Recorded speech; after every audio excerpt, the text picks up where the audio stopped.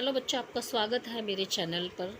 आज मैं आपको कराने जा रही हूँ कक्षा 5th की विषय पर्यावरण अध्ययन की वर्कशीट अध्याय नंबर 3 चखने से पचने तक। यह आपकी पर्यावरण जो आपका पर्यावरण अध्ययन है उसकी वर्कशीट है चैप्टर 3 की।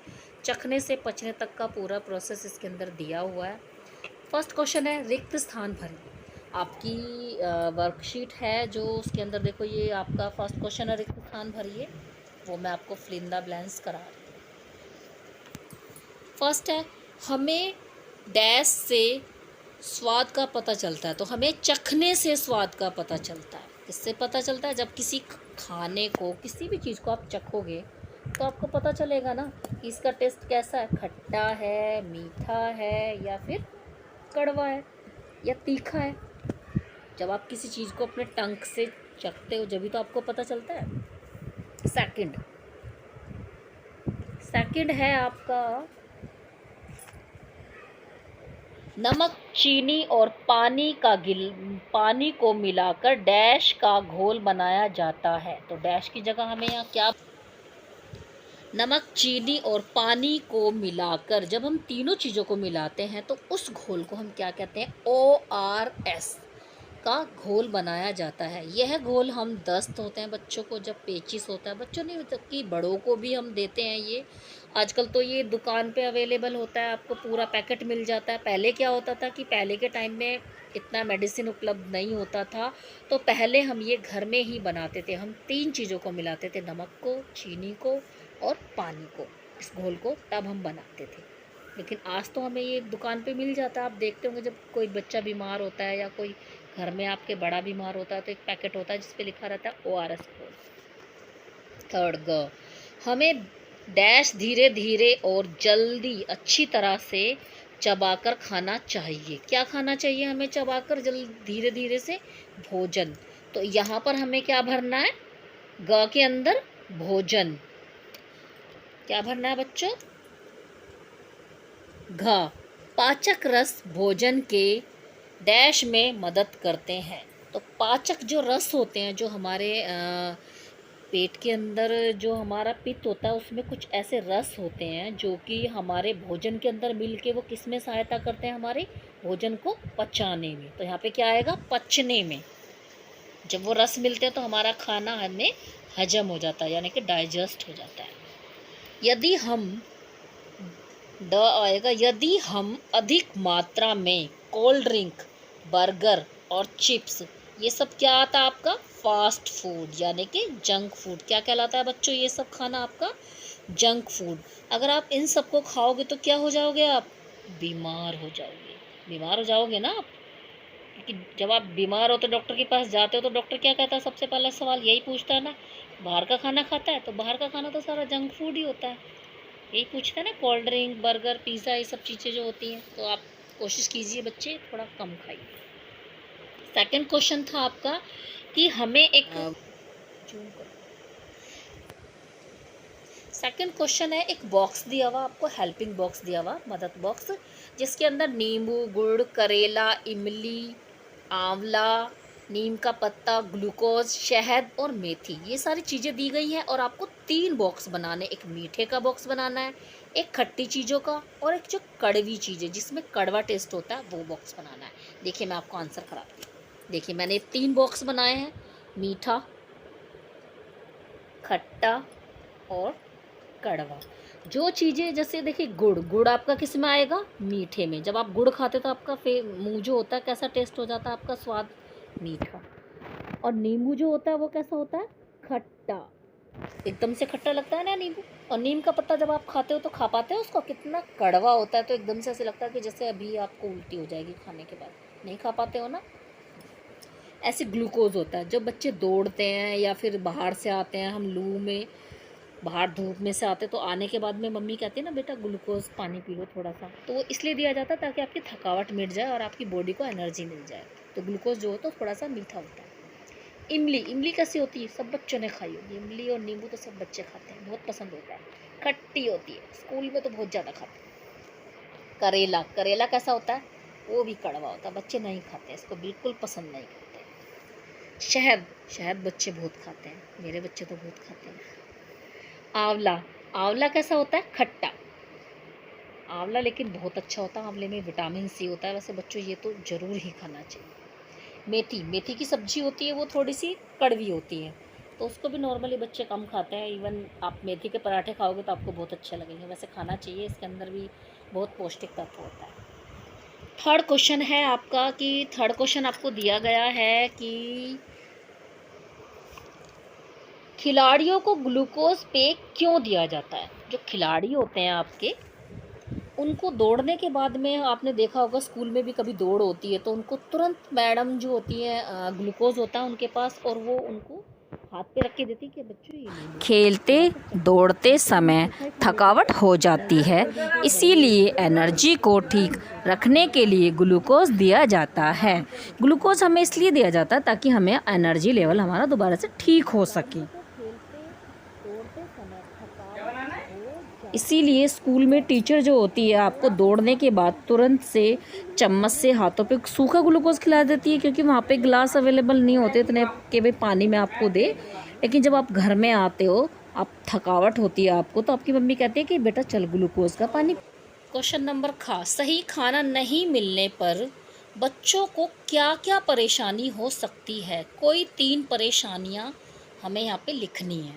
देखो, जब आप बच्चों सही टाइम पे सही तरह से खाना नहीं खाओगे तो आपको क्या क्या परेशानी होगी। कुछ ना कुछ तो परेशानी होगी। उनमें से बहुत सारी परेशानियां होती है बच्चों। सिर्फ आपको कितनी लिखनी है यहाँ पर? 3 परेशानियां लिखनी है। देखो, नंबर 1 परेशानी, बच्चा कुपोषण का शिकार हो सकता है।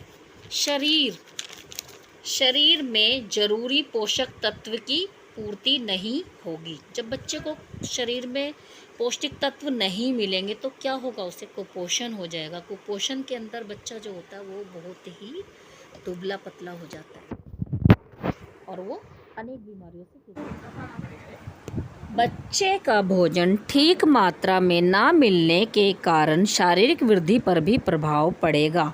उसका जो शरीर होता है वो पूरी तरह से लंबाई नहीं ले पाएगा। देखा होगा कुछ बच्चे खाना नहीं खाते तो उनकी हाइट बहुत कम बढ़ती है। आपने अपनी क्लास में भी देखा होगा, आपकी हाइट तो नॉर्मल ठीक होगी और आपके जो दोस्त हैं उसकी हाइट आपसे, फिर लगता है कि आपकी हाइट कम है और आपके दोस्त की अच्छी है। लेकिन एज ग्रुप, आपकी आयु तो सबकी लगभग होती है ना एक ही। आप 5th में हो तो 5th में कितने साल का होगा? 10 से 11 साल के बच्चे ज़्यादातर होते हैं, 12 तक मिल जाते हैं। लेकिन कुछ बच्चों की हाइट क्या होगी? ज़्यादा होगी और कुछ की कम होगी। तो वो इसी कारण होती है कि वो सही टाइम से खाना नहीं खाते हैं। नंबर 3, सही खाना ना मिलने पर आपका ध्यान व मन, जो आपका ध्यान और मन होता है वो भी पढ़ाई से दूर हो जाएगा। क्योंकि जब आपको सारे पौष्टिक तत्व नहीं मिलेंगे तो आपकी बॉडी का जो ग्रोथ होता है वो तो एक तो होता है आपका बाहर का ग्रोथ जो दिखाई देता है कि हाँ बच्चा लंबा है या फिर छोटा है, गिट्ठा है, मोटा है, पतला है। लेकिन दूसरा होता है आपका माइंड डेवलपमेंट, जो कि किसी को नहीं दिखाई देता। वो दिखाई देता है जब आप स्टडी करोगे तभी। तो इसीलिए आपकी जो ध्यान व मन पढ़ाई में नहीं लगेगा अगर आप खाने पे ध्यान नहीं दोगे तो। इसीलिए बच्चों, आप खाने पे स्पेशली ध्यान दो, टाइम से खाना खाओ। दिन में 3 से 5 बार खाना खाना चाहिए आपकी उम्र के बच्चों को, कम से कम। बड़े बच्चे तो 3 बार खाते ही खाते हैं, लेकिन आप लोगों को तो कम से कम 5 बार। 2 टाइम में हल्का हल्का खाना लेते रहना चाहिए और पौष्टिक खाना, ये नहीं कि बाहर का खाना खाए। क्वेश्चन नंबर देखिए हम इसका क्या क्वेश्चन नंबर देखिए क्या है। कुछ बच्चों को दिन में 2 बार खाना नहीं मिलता, इसके क्या कारण हो सकते हैं? लिखिए। देखो, कुछ देखा होगा आप लोगों को तो दिन में लंच मिल जाता होगा, हो सकता है आप 2 बार खाते हो, कुछ बच्चे हो सकता है 3 बार नहीं, इवन कुछ हो सकता है कि 5-6 बार खा लेते हो। लेकिन आपने देखा होगा कि कुछ बच्चे ऐसे होते हैं जिनको दिन में 2 बार भी खाना नहीं मिलता। उसके पीछे सब, उन बच्चों को दिन में 2 बार खाना नहीं मिल पाता है क्योंकि उनकी जो होता है मेन गरीबी होती है, उसके पीछे गरीबी अवस्था होती है। कुछ बच्चों को दिन में 2 बार खाना उनकी गरीबी की अवस्था के कारण नहीं मिलता, क्योंकि माँ पूरा दिन मजदूरी करके अपने बच्चों को भरपेट खाना नहीं दे पाते हैं। सॉरी, यहाँ पे माँ बाप आना चाहिए था, मैं माँ बाप मतलब लिखने भूल गई, माता पिता। माता पिता आपने देखा होगा कि दोनों काम पे चले जाते हैं, सुबह उठते हैं और वो जल्दी चले जाते हैं, बच्चों को थोड़ा बहुत नाश्ता ऐसे दे दे पाते हैं, भरपेट खाना भी नहीं दे पाते हैं। और रात को जब वो आते हैं तो उनके बच्चे देखते हैं कि वो बेचारे, जो घर में थोड़ा बहुत होता है, आधी रोटी है तो आधी रोटी खा के सो गए, 2 चम्मच 3-4 चम्मच चावल है तो चम्मच वो खा के सो जाते हैं।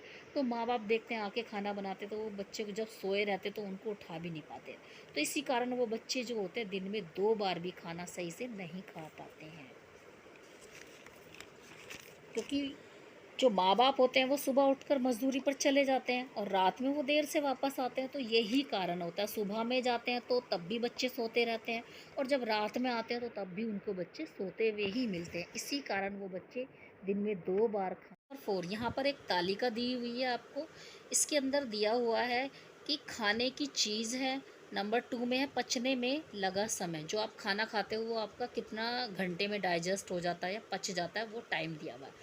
यहाँ पर दिया हुआ पेट का टाइम, कि आपके पेट में कितने घंटे में खाना पचेगा, और दूसरा दिया हुआ गिलास के पाचक रस में कितने घंटे में पचेगा। देखिए, कच्चा दूध है, 2 घंटे 15 मिनट आपके पेट में वो पच जाएगा, लेकिन गिलास के अंदर कितने में पचेगा वो, 4 घंटे 45 मिनट में। उबला हुआ दूध 2 घंटे में पच जाएगा, और आपके गिलास के अंदर वो कितने में, 4 घंटे 15 मिनट, तो ज़्यादा टाइम ले रहा है ना।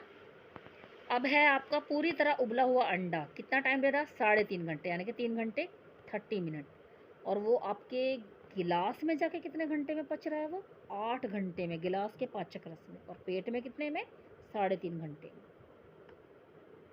कम उबला हुआ अंडा 3 घंटे में आपके पेट में पच जाएगा, लेकिन गिलास के पाचक रस में 6 घंटे 30 मिनट में। कच्चा अंडा फेंटा हुआ, कुछ लोग होते हैं गिलास में कच्चा अंडा फेंट के खा लेते हैं, इवन कुछ खा लेते हैं तो वो अच्छा होता है वैसे सेहत के लिए, 2 घंटे में पच जाता है।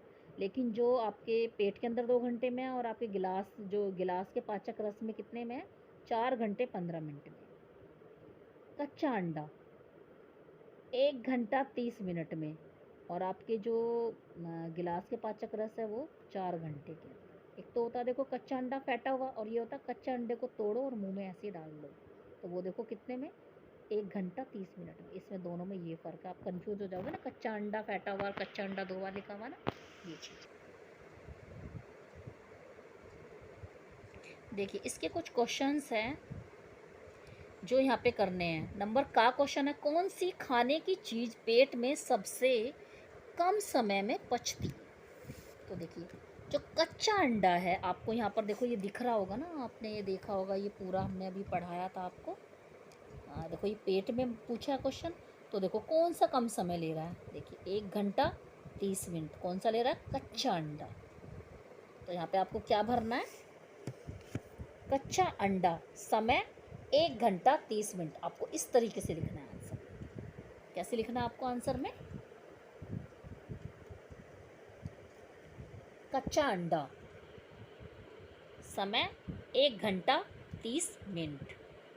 नंबर 2 क्वेश्चन, कौन सी चीज़ खाने की पेट में सबसे ज़्यादा समय में पचती, वो तो कम समय में थी, अब पूछा आपसे ज़्यादा समय। तो देखो ज़्यादा समय कौन सा ले रहा पेट में, ये देखिए आप, एक से ज़्यादा घंटे, 2 से 3 से भी 3.5, तो कौन सा है, पूरी तरह उबला हुआ अंडा, 3 घंटे 30 मिनट। तो हमें कैसे लिखना है, देखो बच्चों, नंबर खा डाला, पूरी तरह उबला हुआ अंडा हमने लिख दिया है यहाँ पर, एरो डाल करके लिखना है आपको 3 घंटे 30 मिनट। कैसे लिखना आपको, इसी तरह जैसे मैंने पहले में एरो डाला, दूसरे में भी एरो डाला है, और तीसरे में। देखो तीसरा क्वेश्चन क्या था आपका, मैं आपको दिखाती हूँ। थर्ड क्वेश्चन देखिए, गा नंबर क्या है, खाने की चीज़ें कहाँ पर पचने में ज़्यादा समय लेती है, सही विकल्प पर टिक का निशान आपको लगाना है। उसने पूछा है कि आपकी जो चीज़ें हैं खाने में ज़्यादा समय कहाँ पर लेती है, पेट में लेती है या गिलास के पाचक रस में। तो आपको क्या दिखाना है, गिलास के पाचक रस में। देखिए कितना टाइम लेती है गिलास के पाचक रस में, आपको टिक मार्क करना है। इस तरीके से आपको लिखना है गा का आंसर आ, क्योंकि वहाँ पर 2 पार्ट थे, देखिए अ 2 था, तो आपको गिलास के पाचक रस में टिक मार्क करना है। अब क्वेश्चन नंबर उसके साथ में एक क्रियाकलाप आपको दिया गया है। दिए गए शरीर के चित्र में खाना आपका कहाँ कहाँ से होकर के जाता है, अपने मन से आपको खाने का रास्ता बनाना है। तो देखिए मैंने कुछ इस तरीके से बनाया, आप देखिए क्वेश्चन। देखिए देखिए ये मानव चित्र है, ये देखिए इसका मुंह है बना हुआ है इस पिक्चर में। सबसे पहले आप खाना लेते हो तो आप अपने मुंह से लेते हैं, यहाँ आपकी जीभ होती है और उसके बाद में आपका ये आहार नली के अंदर चला जाता है। देखिए ये आपकी ग्रासिका ग्रंथि होती है, ये खाना यहाँ गया और फिर आपका अमाशय में आ जाता है। अमाशय के साथ में ही आपका जो पित्ताशय होता है और यकृत होता है, यहाँ से कुछ एंजाइम निकलते हैं, पाचक रस निकलते हैं जो आपके यकृत में मिल करके इस खाने को पचा करके छोटी और बड़ी आंतों के, ये यहाँ से आता है खाना और आंतों में चला जाता है आपका। ये आपकी बड़ी आंत होती है, ये वाली बड़ी बड़ी जो दिख रही है आपकी बड़ी आंत है, ये जिस तरह से बनी हुई है। और ये जो इधर छोटी छोटी आंतें जो होती हैं वो बीच में यहाँ होती है, ये छोटी आंतें। आप इस तरीके से बना लीजिए। बच्चों अगर आपको ये थोड़ी बहुत समझ में आई है या अच्छी लगी है वीडियो, तो आप अपने दोस्तों को भी ये वीडियो शेयर कीजिए और प्लीज़ लाइक एंड सब्सक्राइब कीजिए अगर आपको थोड़ी भी अच्छी लगी है। और अगर आपको कोई परेशानी है तो आप मेरे कमेंट बॉक्स में कमेंट करके मुझे बता सकते हैं। थैंक यू बच्चों।